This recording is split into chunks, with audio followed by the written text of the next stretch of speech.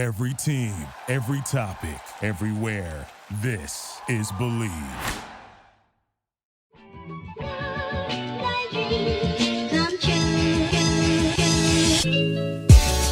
Welcome into another edition of the JMU Sports News Podcast. I am Bennett Conlon, joined by Jack Fitzpatrick. Jack, how are you?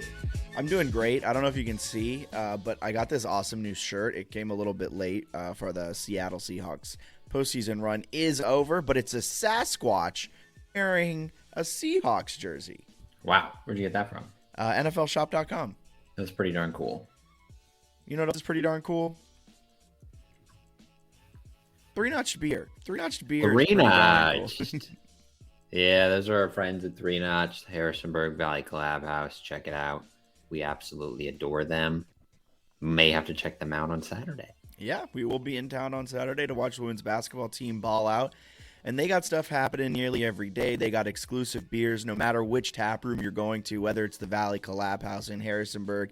They're awesome brewery over in Roanoke. We've frequented that. Well, by frequented, I mean one time. The one in Richmond we've checked out. Charlottesville we've checked out. We just need to go to the Virginia Beach one, and we've checked all of them off the list. But each one has their own specialty brews, and you'll want to check them out and get exclusive merch from each.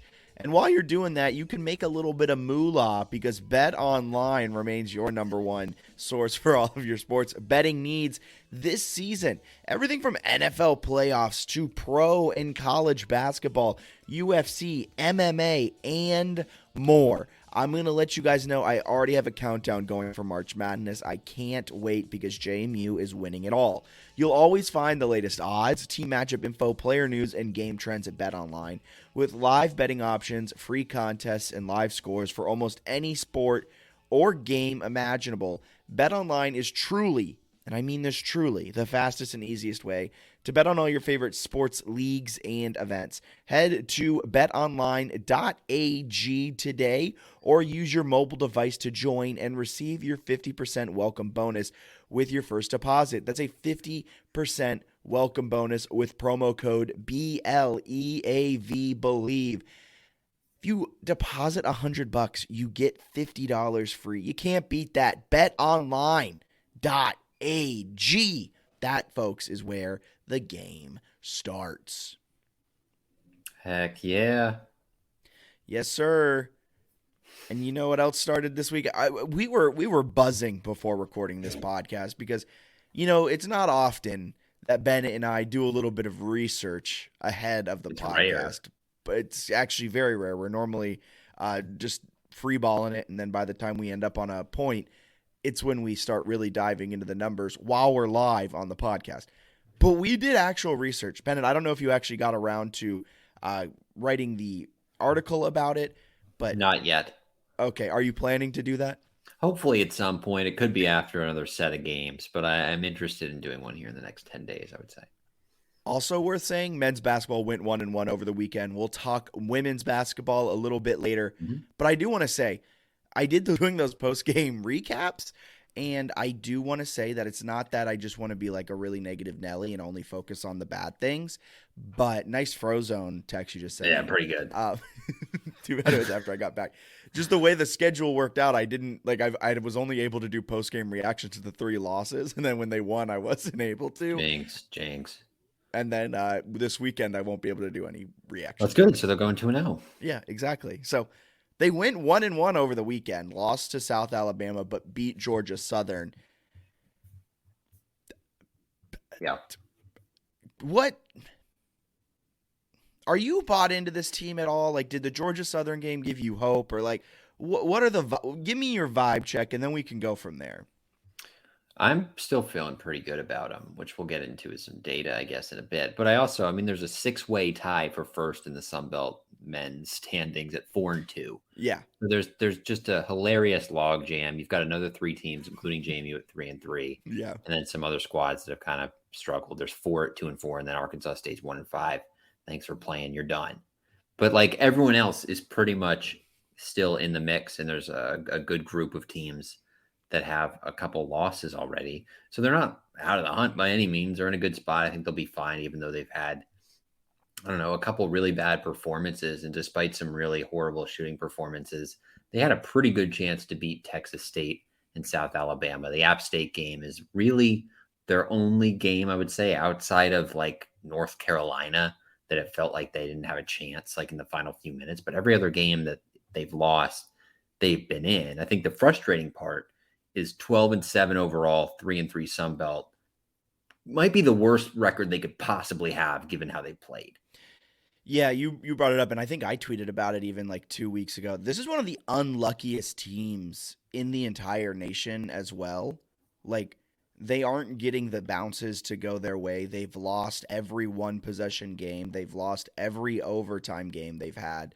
So you would think that as the season goes on, some of those bounces will be going their way, regardless of kind of how, like, if they continue this pace, if they continue playing the way they're playing, eventually things will start bouncing their way. And where they had a double overtime loss to Coppin, or you had an overtime loss to Valpo, or you lost by one to South Alabama, as you go through these last few games of the season, these last 2 months, those will start turning into wins in theory. However, there are always unlucky teams every year. And I think some of it too is some fans. I think I had tweeted that, and you tweeted it before too. Kind of reply, and they're like, you make your own luck, which I think is true to a certain extent. The Ken Pom luck metric isn't Ken Pom like studying film and looking at bounces. It's essentially if you've just gotten like you have a horrible record in close games, basically, which JMU does. Like they played games where they beat Buffalo by 35, where there's no like last second free throw or like bounce that could go against you. Like it's a 35-point win that's pretty clearly a win for like most of that game. You're going to win it. And they've had a lot of those performances. Whereas like Valpo and Coppin State, you get into overtime. It's sort of a toss up in those games where it could have went either way. I mean, they could have won both of those, and they have 2 1-point losses to Texas State and South Alabama. You're looking at like 4 wins right there. You're 16-3 instead of 12-7. You're talking about this team like one of the best mid majors in the country. And I know fans are going to point to it and be like, well, they didn't play well enough down the stretch, which is true. Yeah. But typically, over the course of a season, if you put yourself in close games, there's going to be a level of variance there across college basketball that some of them are going to go your way. It's not necessarily just like hey, you got to step up and be clutch. Sometimes it's like truly just you hit a shot or you don't. Especially in college basketball, free throws are more of like a cluster than in the NBA or any other sport. So, according to Ken Pom, James Madison is the 23rd best team at kind of forcing free throws and getting to the free throw line, but they're 260th in free throw percentage. Now, I truly do not think they are the 260th team in terms of being able to hit their free throws. They're probably more middle of the pack, mid 100s. So you would think as this season goes on, I believe it was the Texas State game, you missed 10 free throws. And if you hit 2 of them, you win that game. If you hit 1, it's going to overtime. And I think that'll eventually swing. So I get what you're saying, but there's just a fatal flaw in this team, and that's the 3-point shooting. I think the way they've built themselves is, that's nice of you to say. The way they've built themselves, I think, is maybe a little bit confusing, where it feels like they put an absurd amount of pressure on Vado Morse and Noah Friedel, where the two of them kind of have to carry the 3-point load.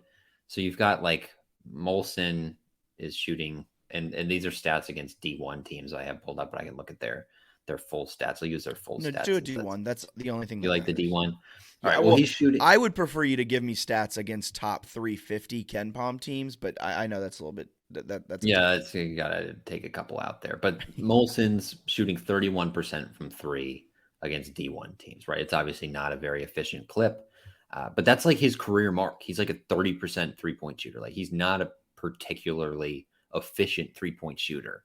Now he can go off the dribble and like hit really deep threes. Like he's capable of it. He's just not that efficient. Like there are some other guys on the team where they take him and you can tell they're uncomfortable. I don't think he's uncomfortable shooting. He just doesn't make that many of his threes.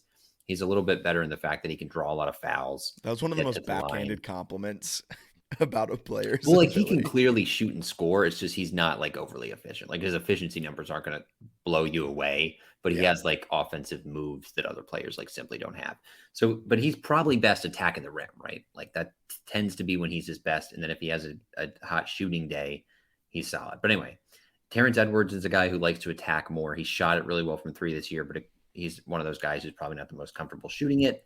Like Sule and Amadi. Amadi doesn't really take them, but like Sule's probably not a guy you want taking threes very often. He'll occasionally go out and take them. Same with Offram. Like probably don't want him shooting a lot of threes. Strickland, Iheanacho, probably not looking for a ton. And then like Brown can shoot some and make some, but his minutes are kind of hit or miss. So you're not expecting him to go out and like really jack threes. He's shot 8 all season and made 4 of them. So then you're looking and it's like, all right, you've got Morse, Friedel, and Julian Wooden. Julian Wooden's a pretty good shooter. He's shooting over 50% from the three-point line this year, 47% against D1 teams. He just doesn't shoot that much. So I kind of want to see some more Wooden threes. But then Morse and Friedel have shot a ton. Like they've accounted for 51% of JMU's three-point makes. 2 players. Like, 2 players. So those 2 players, and the best part of that is like Morse has missed like 3 games. Like conference games. And they've still accounted for 51% of the makes. So like those 2 guys are your 3-point shooting essentially, because the rest is so sorry sad. to interrupt you. Go ahead. It's also funny because the 3 games Morse missed, Friedel went like 3 of 25 during those games too. Right. So it's like without one of those 2 guys in the lineup is a big miss, but they really need both those guys in there and then also playing well. So in the losses this year, the team's 7 losses, and I think Morse missed one of those, but in the team's 7 losses, they've shot a combined 19.8% from the field and 22% from 3. In the wins this season, they've shot 45.2% from the field and 43% from 3. So you're looking at percentage increases of over 20%, and they're averaging 27 points a game in the wins and 11.4 points per game in the losses. Like you don't want to put it on 2 guys, but like Edwards and Molson have played really well in some of these losses. It's that Friedel and Morse have had bad games in the same games when they're literally, I mean, they're not only the only 2 3-point shooters, but like they kind of are. Like when they don't have them making threes, they really don't have 3-point shooting, because Molson's the guy who shoots the second most, and he's a 30% 3-point shooter. And the other guys are all kind of, shooting sparingly. Like you're not going to start feeding Alonzo Sule threes. So it's set up where if those 2 guys are so important to what you're trying to do, which is shoot a decent chunk of threes typically, that if one or both, which it has been a lot of times this year, is not hitting, your offense is going to look pretty bad, especially, Jack, if you have turnover issues. I don't know where I wrote this down, but I did some math and I tried to figure something out. Because, yes, the issue also is this team is struggling. Like, they're struggling from deep. And this last game, don't let it make you think they're doing well, because there's still a ton of issues with this team. But when it comes to some aspects of it, the fact that they have guys who shouldn't be taking threes consistently taking threes as well, like Sule, like Molson, like Edwards. Like, these are guys that don't need to be taking threes so early in the shot clock, and that works as a turnover in my mind. This is a possession that's ending in 0 points with no second chance. In offensive rebounds, they only had 3 last game against Georgia Southern. I know they didn't have as many misses. They shot 55% from deep. All of that's really cool. But in games where they're losing, where they're not shooting it well from deep, they continue to shoot it from deep. And I wanted to say there was some point of like 51% of their possessions ended in no points over like that losing streak. I'm trying to find that exact stat, but if you pair everything up with missed threes and turnovers, they were more likely than not coming away with a quick possession that ended in nothing. And my issue, it's that they continue having, they're hell-bent on shooting the 3 with guys that can't shoot the 3, but they're guys that can play inside really well. Byington continues to talk about how this team doesn't have an identity. They do have an identity. It's playing inside out. It's getting your three-point shooters open looks, and it's feeding guys like Amadi. It's feeding guys like Soulé and Offram and letting Molson play in the mid-range and Terrence Edward cutting to the basket. Like, this team has an identity, but they're hell-bent on playing not their identity. I think like at this point, you kind of got to lead into the fact that like you play super fast and you force turnovers, right? So you got to just try to run.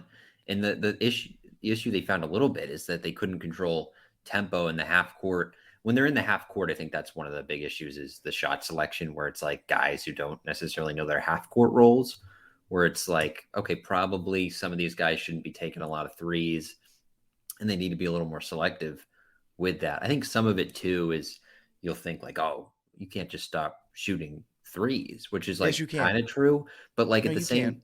at the same time, they've found a lot of success against these teams inside the arc. Like if they're stopping you, then yes, you need more floor spacing. But if you're not being stopped on those, there's no reason to just keep settling for threes when you're able to get to the rim. You're able to draw fouls and shoot free throws. I'm still looking for this. Whatever this stat was.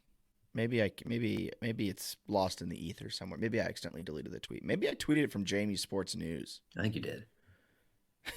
So, sorry, what was your point? I was mindlessly scrolling through Twitter. So, like, let's use the South Alabama loss, for example. They shot 50% from two, and they shot 72% from the free throw line. They only turned it over 11 times, but they were 3 of 19 from three. Like, there's a pretty strong case there that you don't need to take 19 threes. Yes. Yeah, and so many of those games where they were losing, and this is what people were saying, this is a team built for layups and threes. I'll agree with that. That is what the analytics say. But there's also a point where you have to lean into what's working in a game. I'm not saying throw out your entire game plan for the rest of the season, but if you're 10 minutes left in the second half and you are shooting 75% from inside 3 feet, and I believe this was the South Alabama game, you're shooting about 22%, 21% from anything outside of 3 feet.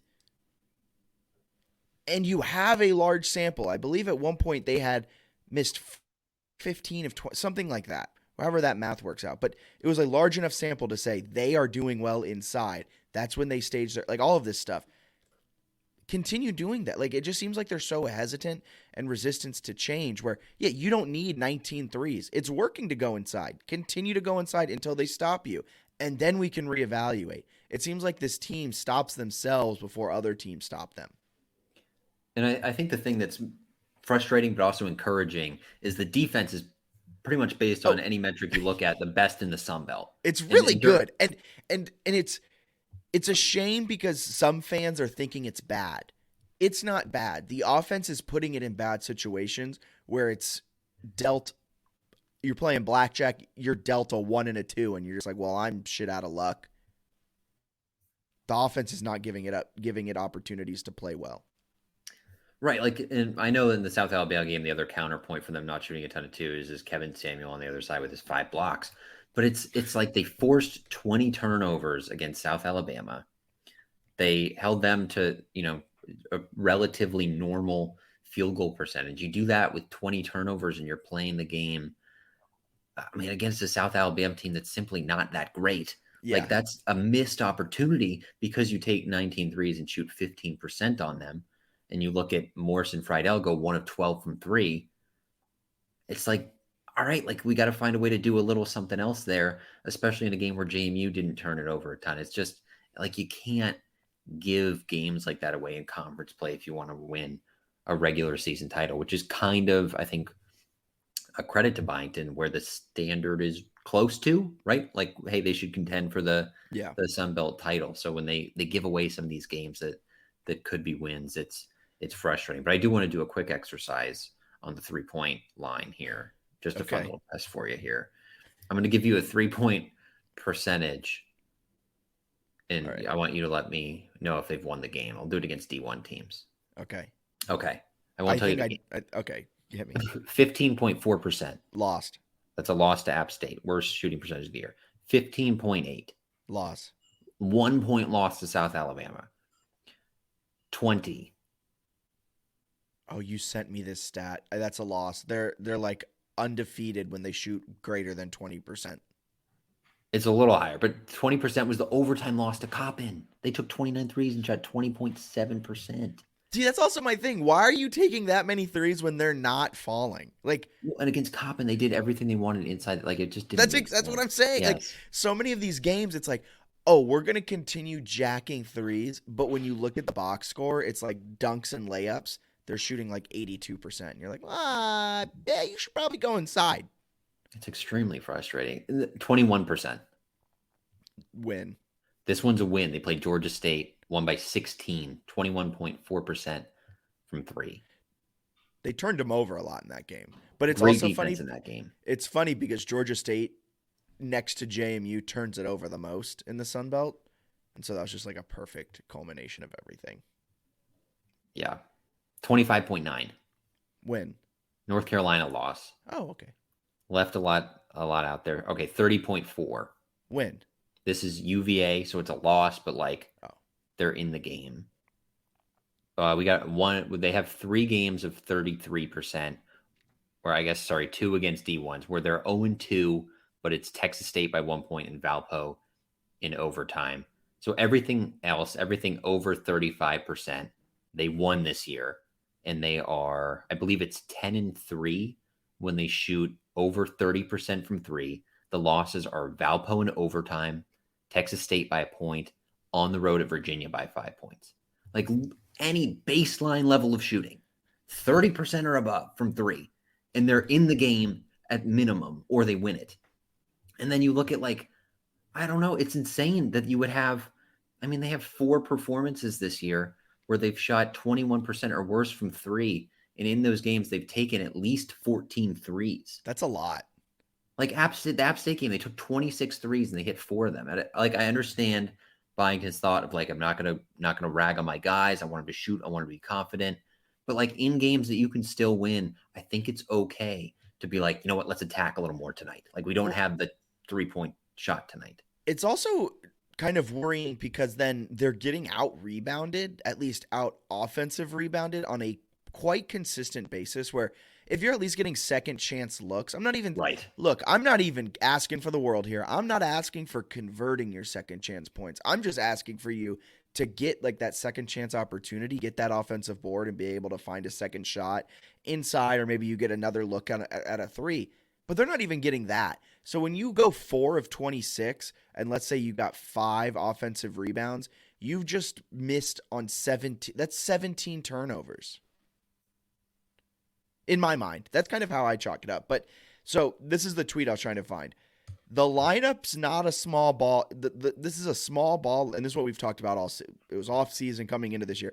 This is a small ball lineup made to shoot threes that lacks consistent shooting outside of Morse and Friedel. What isn't adding up to me is 22% shooting, and this is before the Georgia Southern game. So this is after South Alabama. What isn't adding up is the 22% shooting in Sunbelt play from behind the arc versus 51% shooting from inside 2, and still having a third of all shots come from deep. Lean into what's working. Maybe that's not the best example. I feel like it's a pretty strong example. And then not to mention turning it over on 22% of possessions. So if my math is right, which it very well could not be, 55% of possessions are ending in a 3 or a turnover, which is a 22% shot at ending in points.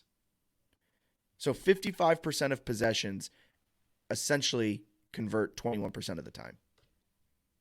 It's tough. And I think, like, some of it too, you can't completely abandon it. I think the other thing, and this isn't like a Byington thing necessarily, Morse and Friedel, your 2 best shooters, they can't lay eggs in the same game. Like, some of that's like if you get these 2 and you're like, hey, you're our 2 best players, they kind of got to play like it.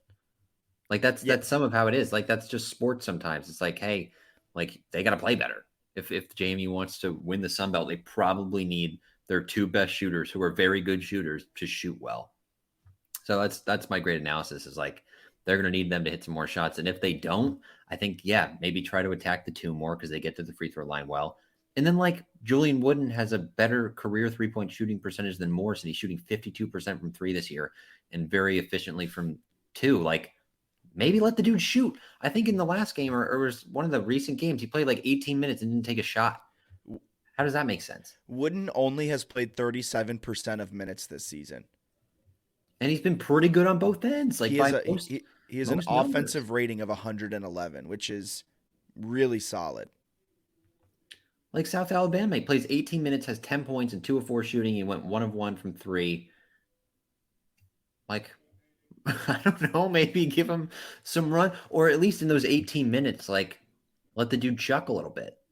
I agree. I also want to see more inside play because you look at the player stats on KenPom, the best players on this team in terms of offensive rating are Alonzo Sule, who is the 294th best offensive player in the nation. Sometimes Sule got a little bit of butterfingers under the hoop.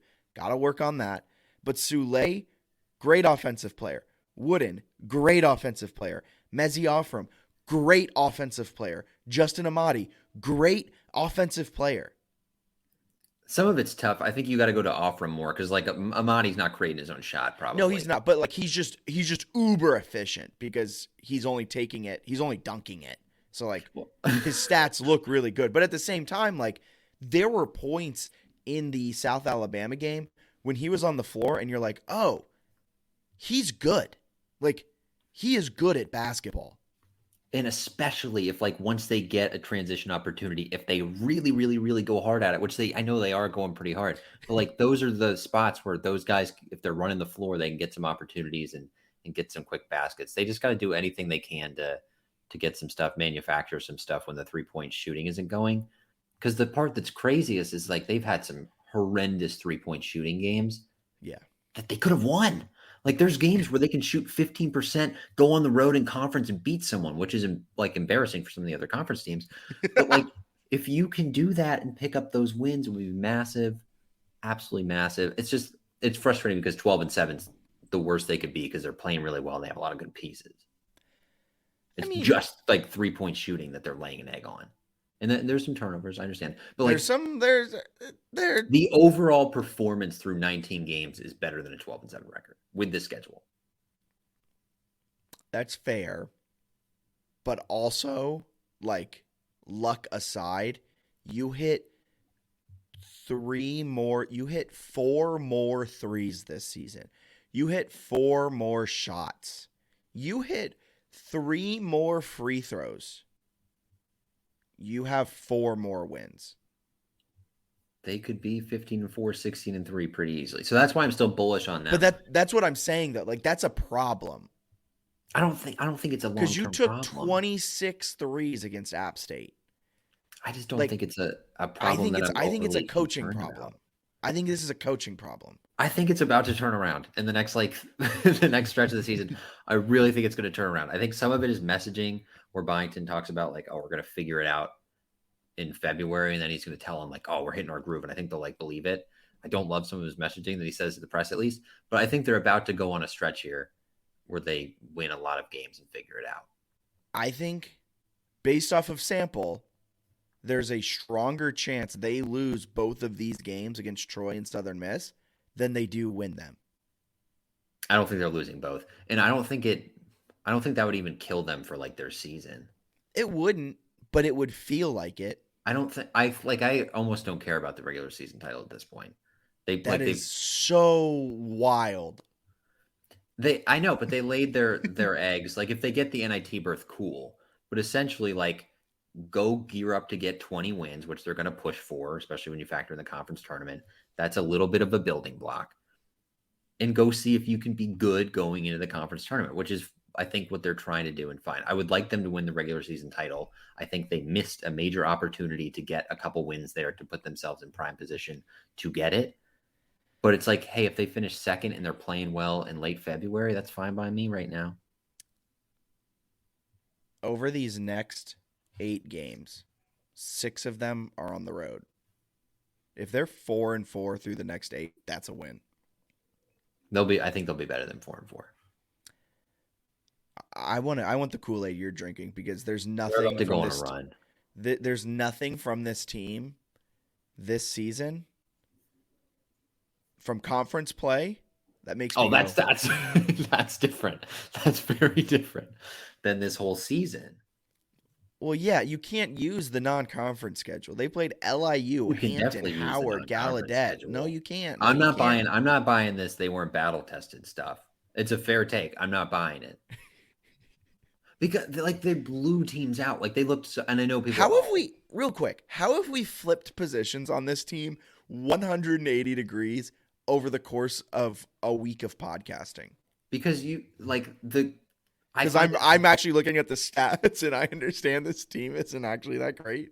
no, because the more I look at the numbers, the more excited I get about their season. Because I find All it right. unlikely that Morris and Friedel are going to have the same off nights on the same night like the whole rest of the season. Okay. Some of it could be schemed. Some of it, they're getting schemed. It's like Valpo sucks on defense. I don't think they schemed anything up, right? Where it's like, oh, Coppin State, the 328th best defense. Like, I think they're just missing wide open shots sometimes, which, I understand. Probably not the best thing to have happen to your team. But, Friedel's a great shooter who's Is it? had, yeah, he's through all the data. He's going to bounce back. He's going to, he was phenomenal. Weren't they both really good against? Yeah, they're both phenomenal against Yeah, they Georgia were. Southern. I mean, they shot 55% from deep. But they don't need to do that. They just need to shoot like 30 something. And I think they're going to have fewer 15% three games. I Okay. don't know. I think they're about to go on a huge run because if I had to pick one where it's like best offense in the conference or best defense, I'm picking best defense because I think they have enough offense that it's going to I don't think they're like the 10th best offense in the Sun Belt like they played. Like Okay. that's going to come together. That makes sense. Well, it's all going to come together with the three-notched preview for this weekend. They're taking on Troy Southern Miss, both on the road. Troy comes into this one 12-7, 4-2 in conference. Coached by Scott Cross, they sit atop the Sun Belt standings after being pegged as the 10th place team in the preseason poll. They're coming off of an App State loss. They tore through their easy part of the Sun Belt schedule. That's how they're sitting at 4-2. And this is not a good offensive team. 204th in the country in efficiency. They're 132nd in KenPom, but their defense is elite. 83rd in the country in defensive efficiency. They play at a slow tempo. It's going to be a big test for JMU again against a top-tier defensive team in the Sun Belt that plays a slow tempo. That's what's been giving them problems to this point. It's when teams try to force their tempo on them. Then the next game, they're taking on Southern Miss, who jumped out to an 11-1 start this season. But since then, they've gone just 4-3, yet they're still tied atop the Sun Belt at 15-4, 4-2 in conference, and they were picked 13th in the preseason poll. This is a perennial Conference USA bottom feeder that's now come to the Sun Belt. Everyone expected them to be a bottom feeder team again, but they've jumped out this year to the 115th KenPom rank. They're okay offensively. They're kind of subpar. But again, defensively, this team is top 100 in KenPom. They're 97th in defensive efficiency. They play at a slightly slower tempo, and they have a net rating of 74. So if I'm not mistaken, if JMU wins on the road at Southern Miss, that's a quad one win. However, again, bad offenses, good defenses. It's been JMU's Achilles heel this season. Maybe I'm an idiot, but I think JMU goes 2-0 this weekend. I think they're better than both teams. You look at Troy fouls quite a bit, which I think is really good for JMU, drawing a lot of fouls. Troy also struggles to shoot the three. So I think that one will be a little bit of a rock fight with JMU getting to the line a bunch and taking advantage of it. And then you look at Southern Miss, probably a more complete team than Troy, but they struggle kind of a significant amount with getting on the offensive end with turning it over, especially with steals, giving up steals offensively. I think JMU is going to create a bunch of turnovers and have a lot of success against the Southern Miss team that also struggles to shoot the three. So JMU can't shoot like 10% from three like they have at times this year, but I think they knock down some threes, come out of here with two massive road wins. We come on the podcast next week and you're beaming about the Dukes. All right. I hope so. I have a question for you, though. You know how, when you're watching NFL games and they're like, the team is 5-1 when they rush for over 100 yards. Like, it's no correlation to the game. Like, there's so many other factors. It's not because they hit 100 yards they won. However, I want you to give me the number. What's the percentage this team has to hit for it to be a win? You know what I mean? From three? Yeah. Like, what's that percentage looking like? I think 30. I think if they shoot 30% from three, I'm taking them most games. Are you taking them in both of these games? I think you can because I think both teams are kind of offensively challenged where they aren't great 3-point shooters either. And the fact that like Troy fouls a ton and doesn't get to the line a lot feels like a good thing. I know you talked about offensive rebounds. Troy does not do a great job on the defensive end in terms of boxing out and preventing Okay. offensive rebounds. So it's one where I think JMU, hopefully, to your point earlier, doesn't rely too much on the three against Troy and says, hey, let's draw some fouls. Let's go inside. Let's get some offensive rebounds. If they do that, I think they'll have a good chance. And Southern Miss has a solid team. They played well this year. But they're another team that's taken advantage, especially lately, of some easier games, right? Like they played Marshall and Louisiana on the road. And those are both double-digit losses, including a 22-point loss to Marshall where JMU won by 6. I know you can't do the transitive property, but I think JMU at its sort of offensive middle and average is going to be better than both these teams. So if they can, not shoot horrendously, I really think they're coming out with 2 major road wins. So Southern Miss this season, pretty solid team, right? Oh, yeah. 140th in luck. So it just goes to show they probably have a couple wins on there they probably shouldn't have. I think that's the thing that I think fans are getting a little caught up with is the 12-7. You look at Southern Miss, they're 15-4. I don't think that means that they're better than JMU. No, and their non-conference is very similar to JMU's. They were just able to beat the teams they were supposed to beat. Like JMU could have walked into conference play with 2 losses. And probably should have. Yeah. So, well, you know who lost a game that they probably shouldn't have, but it hasn't really derailed their season at all? Man, women's basketball. Women's basketball. They are currently on a 13-game winning streak, which, correct me if I'm wrong, the longest in the country outside of the 18-0 teams. And it's the longest win streak in the Coach O era. They added those 2 extra wins after a home sweep, taking down App State, taking down Georgia State, both in gutted out wins, which this team can win by blowing you out. This team can win by gutting it out. This team is legit. They really are. And both those were without Peyton McDaniel, who's supposed to come back for the Georgia Southern game. I think just a minor injury there. But to win both those in sort of that gritty fashion without McDaniel is really cool. They've been really good, and they still haven't had like a crazy Kiki Jefferson performance. She's been solid, but she hasn't been that efficient. So I think like they're still going to get her going, and like she hasn't been that efficient, and she's probably the front runner for Conference Player of the Year, which is pretty incredible.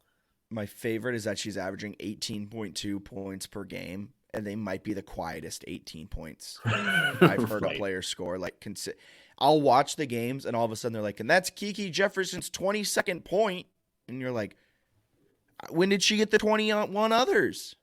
So many free throws too, where they just like quietly add up, and it's like, oh, she hit 10 free throws. And she's also shooting 80% from the line. Can the men's team get an 80% free throw shooter, please?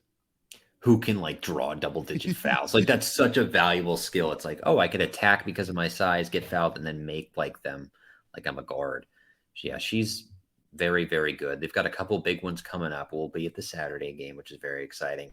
I think Troy, based on some of the metrics and the net and whatever, looks like they're the second best team in the conference. You can make an argument for Southern Miss. JMU already won at Southern Miss.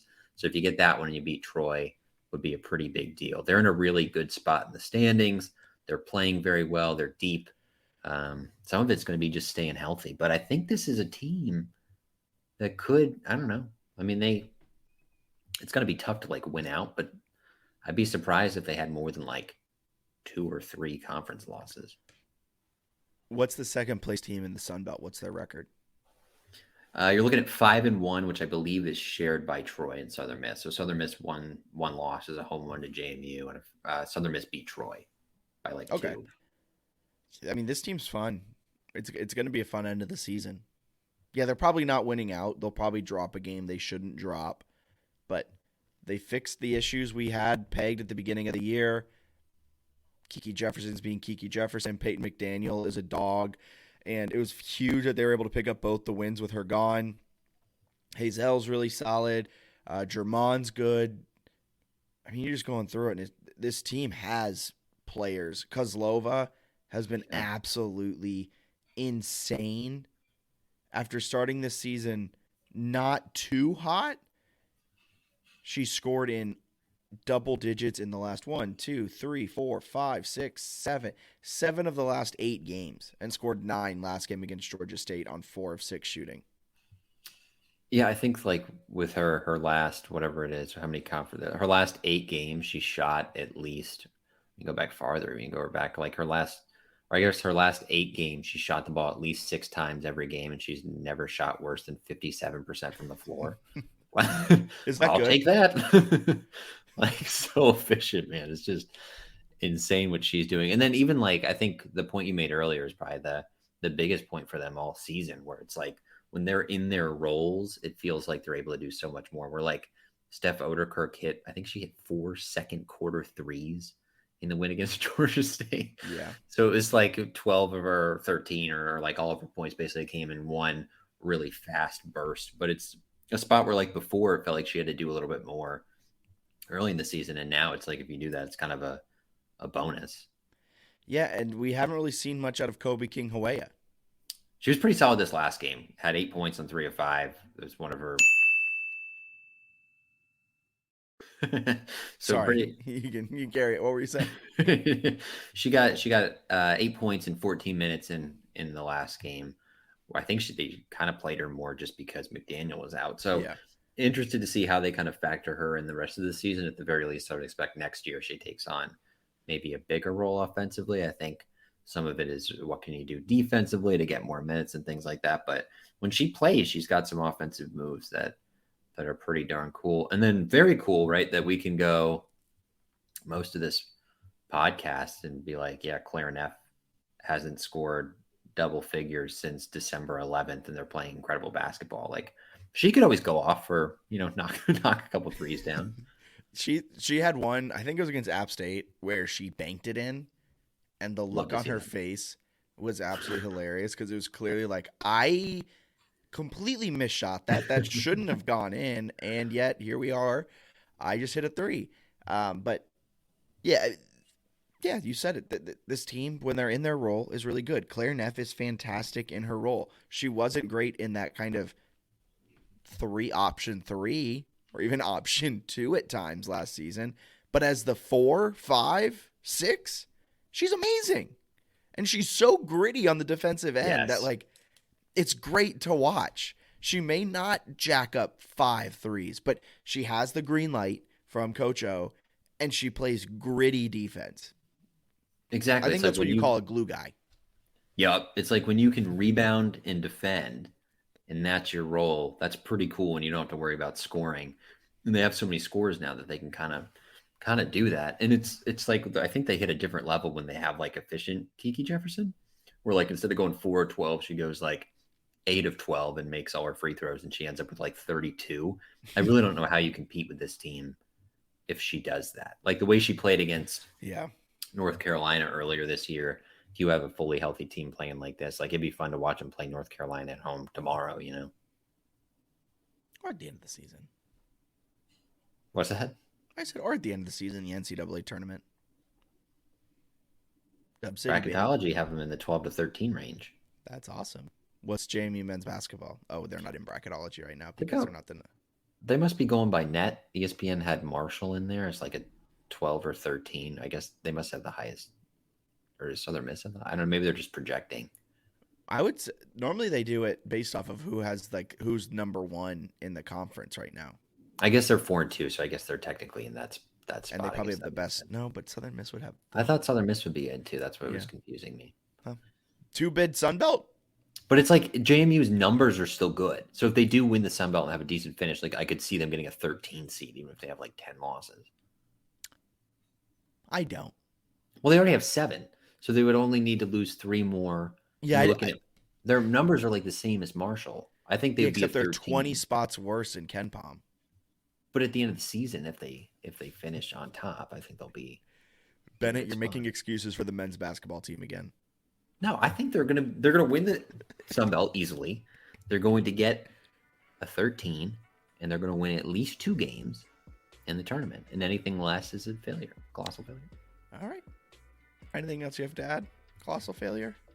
No, I don't think so. I am excited to watch the women's team play. Yeah. Very excited for a Saturday full of women's basketball, a weekend full of love. At first, I was like, well, is there some sort of event at the game? No, the Friday event we both will be attending. That will be filled with love. Yes. So, for Bennett Conlon, my name is Jack Fitzpatrick. This has been the JMU Sports News Podcast presented by Bet Online. We'll talk to you guys next week after JMU goes either 2-0, 0-2, or 1-1 on this tough Sunbelt road trip. And the women's team, they'll take on Georgia Southern and Troy, both at home. They'll be sitting pretty with a 15-game winning streak next time we talk to you. See ya.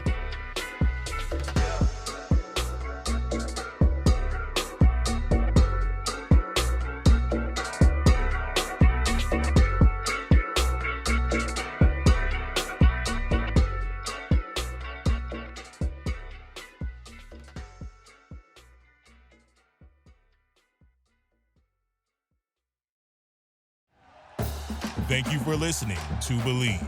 You can show support to your host by subscribing to the show and giving us a 5-star rating on your preferred platform. Check us out at Believe.com and search for BLEAV on YouTube.